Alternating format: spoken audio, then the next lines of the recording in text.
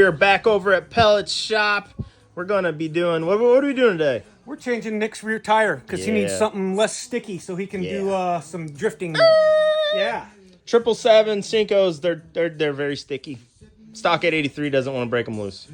Yeah, so we're gonna put on a old Dunlop I had out back that was an old hard tire, which is what he needs for sliding. We're gonna show you guys some tips and tricks for changing tires.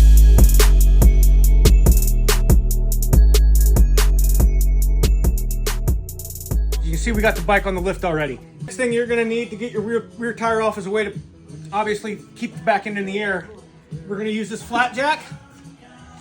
And one of the things you got to pay attention to is where to lift from.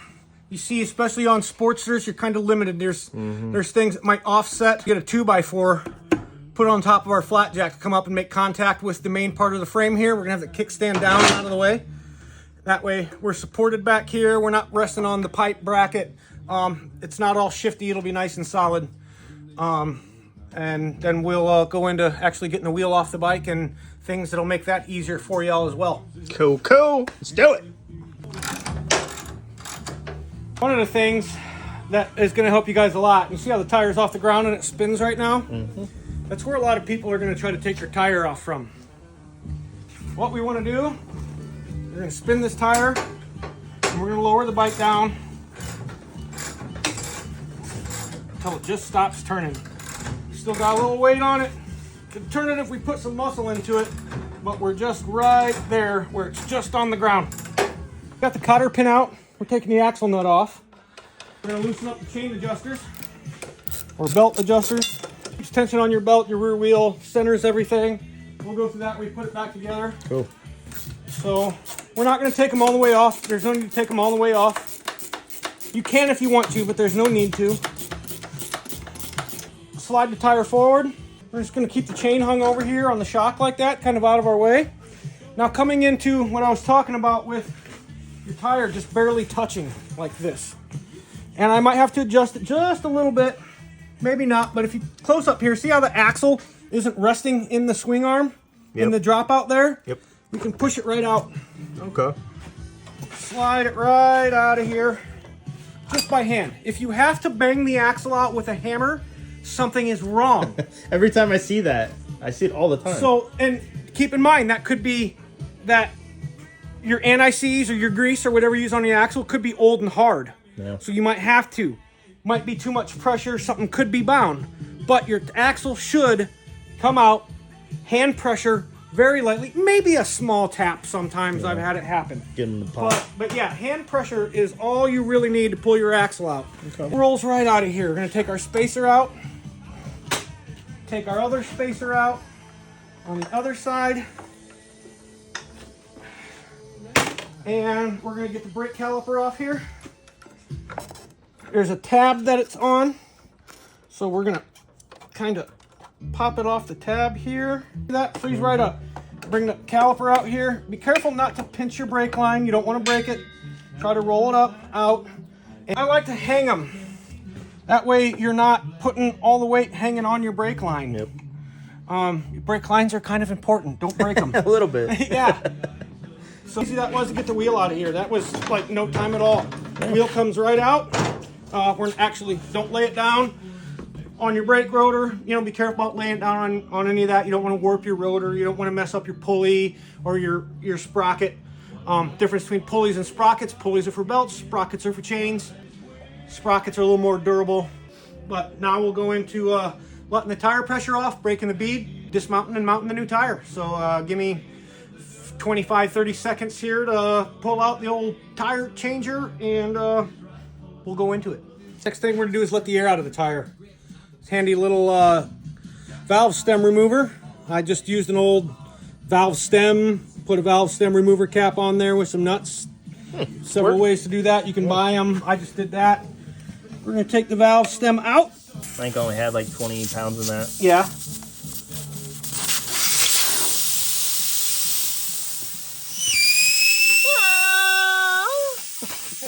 Tire makes some weird noise. All right, so here's what I use as my fancy little tire changer.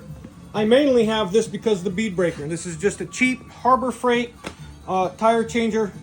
I use some handlebar foam to put around here to protect the wheels versus the plastic little things that come on there. I just have it held on with some zip ties. Nothing fancy about it, but it does protect the wheels. What we're gonna do is we're gonna start on the sprocket side up. The reason we're gonna do the sprocket side up first is when we finish, we're gonna have that down. We don't wanna break our knuckles on the sharp teeth of the sprocket. That sucks. Ask me how I know. I believe it.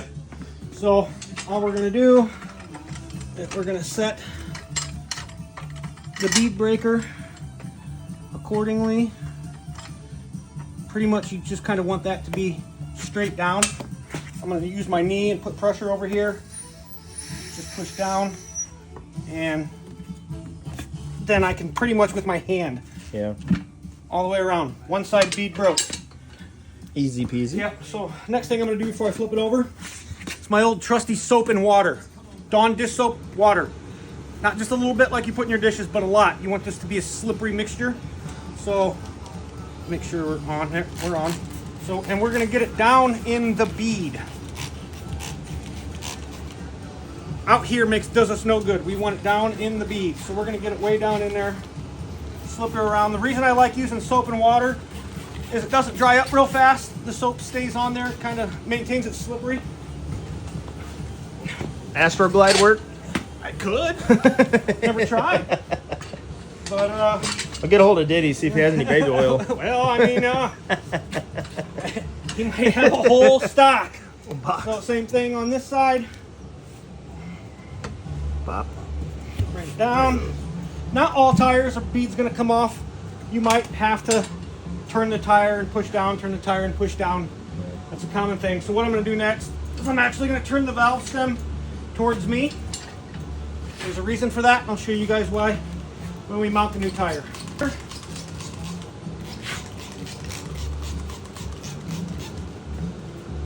So next, we're going to take our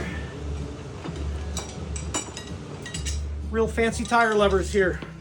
We got a little cloth tape, sports tape, hockey tape, and that just kind of helps, you know, not scratching up the wheels. But I'm going to show you guys how to do this without scratching up wheels. This can be real easy. It's all about technique. So you want to get your bead drop down. We're going to start with one in the middle, one at 2 o'clock, one at 10 o'clock. Rule of thumb here is don't bite off more than you can chew. All right, and you'll see how this comes into play. And with my first one, we're up and over. Second one, okay, we're out. We can take the middle one out. This is where don't bite off more than you can chew. You get down here, especially on a real soft tire, it's gonna take a lot.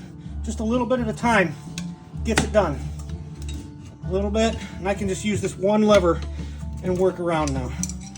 I got my other two out. Okay. Middle one, same thing. I'm not gonna preset these in here. I am gonna use, see how I got my lever under the brake rotor there, holding that side up. Just a little tiny bite over here, same thing. Okay. Oop, look, tried to bite off more than I could chew. Okay, now once you get on your bottom side of your bead, a lot of times you can just grab and pull. Pop right off. It doesn't take a lot of pressure. If it's a real hard sidewall, that might be a different story. But most of the time when you get to about this area coming off, the tire's gonna pop right off anyways. Tire's off. We're gonna go over it. We're gonna wipe it down with a rag. And we're doing this for two reasons. We're gonna see if we feel any sharp edges around the bead. And also, this is gonna help clean it. You do want a nice clean bead for your new tire to seal to. You got a little rubber there, so take a wire brush. And we're just gonna wire brush that off all the way around on both sides. We'll show you guys that this doesn't have to take a long time either. Bead's cleaned up, everything's good. I'm gonna come over here and I'm gonna grab my new tire. New old. New to me. Yeah, new old tire. So, Next thing, and sometimes I didn't do this before I took the wheel off. Sometimes what I'll do before I even take the wheel off is I'll just take a marker on the brake rotor and draw an arrow to point the direction that the wheel's turning. Because once you get it back on there and hit the brake, it's going to wipe that right off. You're never going to see it. Not going to hurt nothing. So next thing we want to look for on the tire is going to be the direction of rotation for the tire to go. Arrow. There's the arrow. Goes that way. So I'm going to turn it around. So it's going to go that way. All right. My direction of rotation's right. Next thing I'm looking for here, my balance dot. Where's my balance dot? It's on the other side of the tire. Right there, that white dot. So, since it's on the opposite side of the tire that I'm looking at, little handy paint marker. I put my finger on the dot, directly across, put a little dot with my paint marker. There's my balance dot. This is why I have my valve stem facing me. I can see it. We're going to line that dot up with the valve stem. This is the heaviest part of the tire. Goes with the lightest part of the wheel. Does that make sense? I hope so. I'm learning over here, guys. Hope you're learning too. To mount them, I'm using bead grease. This is the Rabaconda bead grease. I'm sure some of you guys have seen those tire changers out there. Phenomenal machines. Rabaconda, if you're watching this, send me one. I'll do you lots of videos. So I use bead grease because it does work a little better than soap and water. Soap and water will work just fine too. Just soap on your fingers and rubbing the soap on the bead does a great job too. But I got this Rabaconda bead grease here. It goes on the bead, on the inside here. We don't need it way out here. So we're gonna get our bead grease on here. Notice how I'm on the inside of the bead in here. I'm gonna do this on both sides.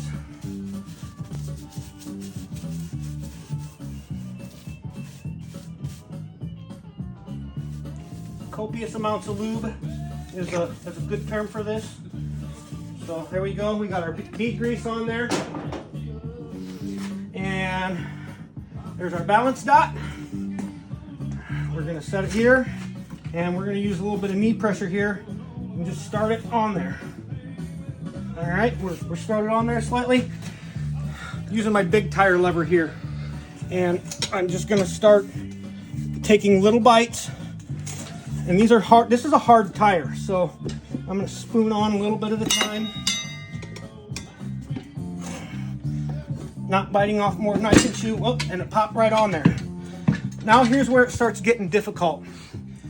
What people tend to try to do is they try to pry the tire over the wheel. That won't work. This is steel bead in here. Steel doesn't stretch. Notice the center of the wheel has this drop center portion. That's actually there for changing the tires. That's why it's in the wheel. That's its purpose. So what we're going to do, same thing. I'm going to get my knee over here. I'm going to get this down so this part of the bead will drop down in that drop center. That way I can maneuver the tire around the wheel. So here I go. I'm going to start in the back. And I'm going to work my way around nice and slow. A little at a time. There's a couple ways you can go about this. You'll see dirt bike riders. So use a lever down in here like this. That'll help it slide down in here. Here's another tool that's really handy by Rabaconda. It's a bead buddy. You're just gonna push this down.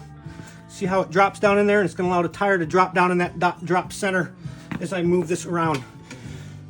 You're going to find this really handy with if you're changing Dunlop tires or something with a really hard sidewall. Michelin's, Shinko's, Kendas, they have pretty soft sidewalls. They're a lot easier to change by hand. Sometimes you might even need two of these. Notice how this side might start walking back up around me as I go around. See that? Yep. So I might even this time I'm just going to maybe keep my knee here and see if that helps. It might not, because like I said, this is a pretty stiff tire.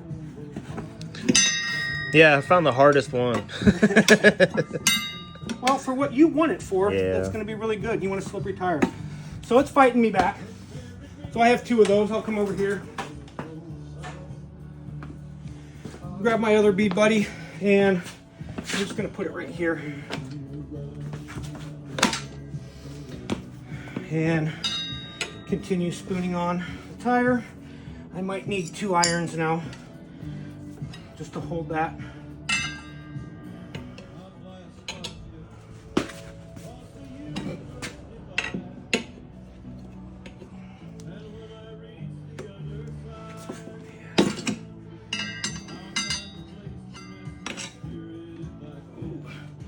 Yeah, you're being a nasty old bugger.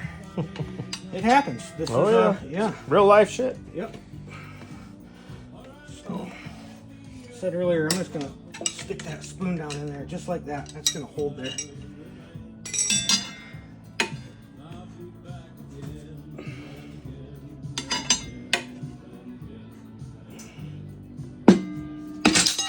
Whew.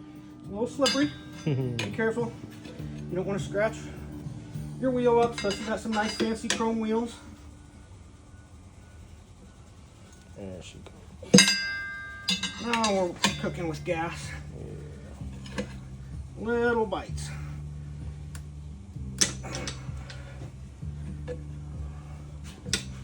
Coming back in on my other side. Put that there, hold that. This is an old one, man. Yeah. Whew.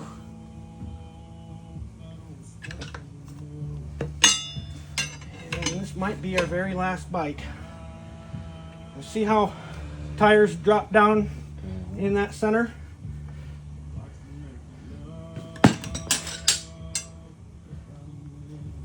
Okay. So I got this last little bit. It's giving me a hard time. I'm in my tire iron in there. More than likely going to scratch the wheel. Yeah.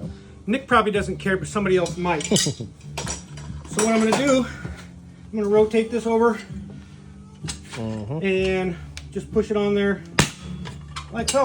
Nice. There we go. We have 1 change tire. We're going to fill up with air and seat the bead before we put the valve stem in. Some air chucks might actually require you to put the valve stem back in.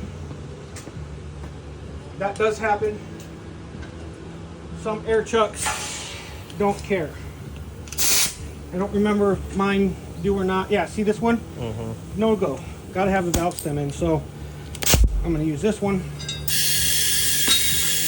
And okay, it's gonna be a little stiff tire. We knew we were getting into that. I'm gonna bounce it a little bit.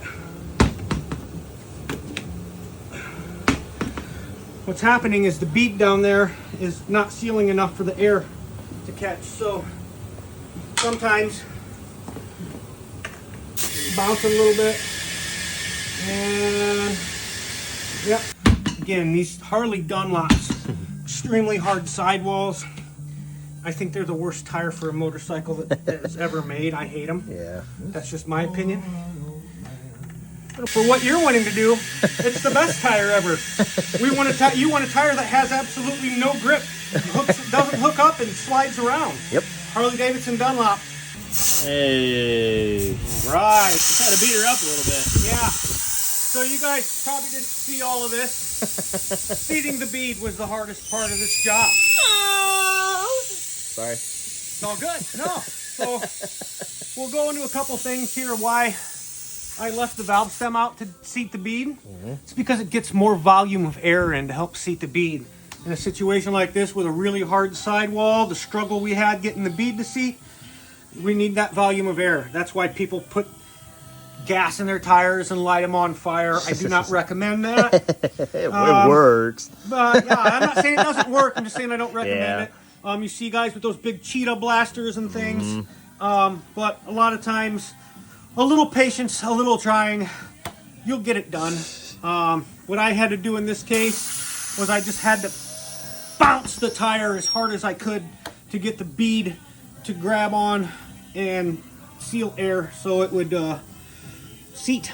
So now we're gonna put the valve stem in, set the tire pressure to where Nick likes it for stunt riding, and we'll go into mounting this back on the bike and getting them back on the road. Hell yeah. You made my tire squirt, dude. So we're gonna check the balance on Nick's tire here. Notice I left the wheel weights on because sometimes you might get lucky.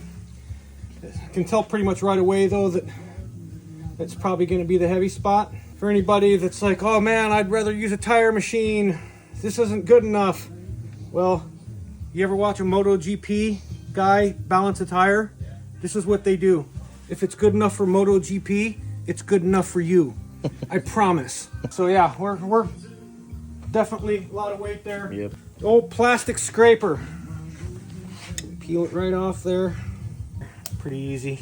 Come over here and look. That's a lot of weight. Oh, that's a lot of weight. Yeah, I'll Dang. pull this light on so we can see a little better. Something else you guys not know. 3 ounces of weight. If you have to put 3 more ounces of weight on your tire to balance it, it's a bad tire. I'm not saying you shouldn't use it. You should technically throw it away. But I do understand that most of you guys go out there and buy a new tire and it's bad. You don't want to waste your money and throw it away. But just keep that in the back of your mind. You get a tire out there that you have to put more than 3 ounces on, it's not a good tire. I have found with Michelin tires, happen to be my favorite street bike tire, the Michelin Commanders, and I believe the Scorchers are the 2 cruiser tires. I have found with those tires I have used the least amount of weight of any tire. I almost never have to use wheel weights with a Michelin tire. You'll also notice if you're running Michelin tires out there, they don't have a balance dot. They don't need one. They're a well-made tire. The better made tire is, the less weight you're gonna have to use on it. Dunlops always take the most weight. Key word is, guys, don't run Dunlops. Right, that's what I'm saying. I know a lot of you guys out there like them, but I'm not sure why. I think you should just try running something a little different. You might be surprised at how much you honestly find out you don't like your tire. So now we got our wheel weights off. We're just going to give this a little spin here. We're going to let it do its thing. As it comes to a slow, same thing will happen. The heavy spot's going to come to the bottom side, and then what we'll do is we'll stick on maybe like a ½ ounce at a time and add just a little bit of weight till the tire is nice and balanced. Takes a little bit of time, extremely accurate. The tire is going to start rocking back and forth. As I watch this, I'm probably going to be able to eyeball about where I'm going to be sticking the weight. This is kind of what I'm paying attention to, just to watch how much the tire moves. Not necessarily where the heavy spot is, but just to watch how much it's moving. Probably going to be putting the weight somewhere in between these 2 spokes, I bet. Right in this area is what I'm guessing. Or actually, I'm sorry. That's where the heavy spot's going to be. I'm going to be putting the weight on the opposite side. Probably up here, somewhere in between these spokes. So let's just see where it comes to a dead stop here. And I'm going to start with probably a ½ ounce of weight and see what that does. So most of the wheel weights in the motorcycle world are going to come in 1/4 ounce increments. And they're going to have sticky on the back. I'm going to use a little bit of soap and water. You can use brake clean, and you're going to want to clean the area real good where your tire is going to want to stick. So let me remove myself for just a brief second and get a can of brake clean. I'll be here. What we're doing here is our heavy spot is at the very bottom. We're going to stick our half ounces right at the crown on the top, as close as we can get to the top. We're going to give her a spin, and now we're going to watch it again and see where it falls. So we made a couple went around here. As you can see, it's coming right back around. Our heavy spot's still going to be in the same spot. Our weight's on top. So what I'm going to do is I'm going to clean off the other side. I'm going to put another ½ ounce on the other side of the tire, and then do it again, see where we land. So what happened here, we added a ½ ounce to the other side, and you notice now our heavy side is where we put the weight. Means we probably got 1/4 ounce on a little too much, but we're going to take 1/4 ounce off, spin it again, and that's probably where we're going to keep it. Whether it's a little too heavy or a little too light, one way or the other by 1/4 ounce is okay. I mean, 1 ounce of weight in the grand scheme of things, balancing a tire is pretty normal. That's about a right 3/4 to 1 ounce.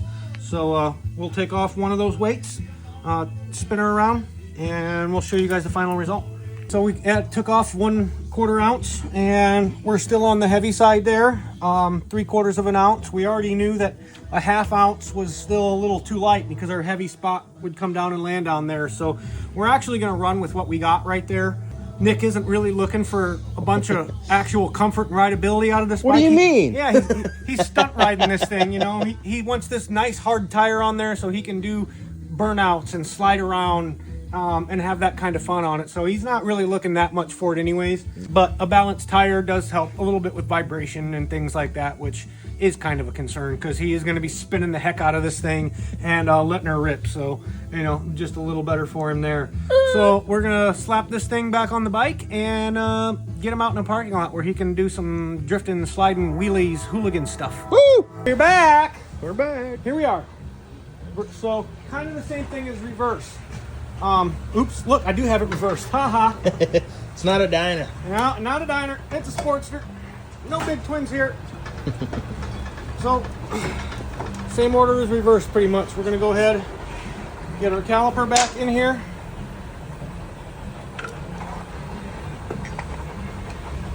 Sometimes putting these back on, that rubber pad can be sticky. So squirting a little grease on there, a little WD-40 to help it slide can be your friend. See how this one goes. I might not need any. Yeah, his is just going to pop right back on there, but they can be sticky. No, see how that rolls back up in there nice. Nick was asking me earlier, what side do the spacers go on? Typically the short spacer is going to go on the caliper side because the caliper is also part of the spacer on most of your motorcycles. So we'll get that in there like so. Long spacer in the other side. Before I put the axle through, to give myself some more room, I'm gonna go ahead and put the chain on. Try to get this. And the reason I'm gonna do it before I put the axle through is because I can roll it so much farther forward without the axle in. You might even choose to do this. Take the axle out before you take the chain on, the opposite way I did it earlier. So now that we got the chain on, our spacer fell out, we'll pop that back up in there. We already have a good amount of anti-seize on the axle, but we'll talk about that for a second anyways. Anti-seize or grease works. You'll hear people say, oh, well, I don't like using anti-seize because it hardens in there. So does grease. The thing is when you change your tire, which you should do kind of regularly, you want to wipe it off. Like I said, this was already lubricated. We could have reused it, but for all intents and purposes here, it was still fresh. I'm going to show you. You want to wipe it off and get it clean. And soak it with some fresh grease or anti-seize. I don't have any anti-seize in the shop right now, so I'm going to use grease. Grease works just fine. Regular old wheel bearing grease. Coat it on there. And what this is going to do is just help it keep from getting stuck in there. It's anti-seize. Grease does the same thing. We'll slide this baby right back through here just like butter. We might have to adjust just a little different because this tire might be a little higher or lower than the old one. We'll see here. And yeah, we're going to do a little bit of adjustment. So all I'm going to do is I'm just going to let it down just ever so slightly. Saying earlier, you know, you want to try not to beat your axle in or out. Sometimes going in it can be a little crooked. Notice I'm just giving it light taps. I'm not whacking this thing real hard. I'm just using a dead blow. Light tappers. Tap it on through. That's okay. As long as you're not having to drive it through. Next step is going to be, we're going to center the wheel. And we're gonna set the chain slack. So that's gonna come back to our chain adjusters here. My trusty 9/16 wrench.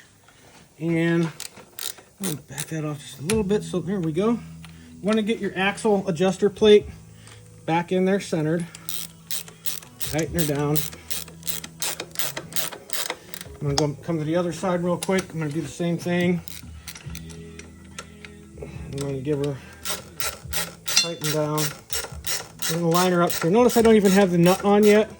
I don't need it yet. I'm just gonna center the wheel here. Make sure it's straight.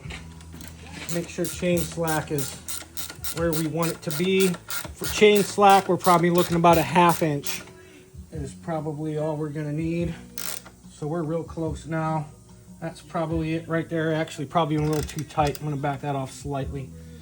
That's about right. You wanna come and have a look there. I don't have a lot. I'm not touching the bottom, but just enough slack here to have some and not be too tight. It's not gonna break. It's not gonna chew up the sprockets too fast. Now what I'm gonna do is I'm gonna check and make sure the axle is straight in there. Here's a Harley specialty tool. Close hanger? Yeah, well, you can also use a coat hanger. Oh, it is. Yeah, that's kind of what this is. Yeah, this little pointer thing on there. What we're gonna do is we're gonna use the swing arm bolt to the center of the axle.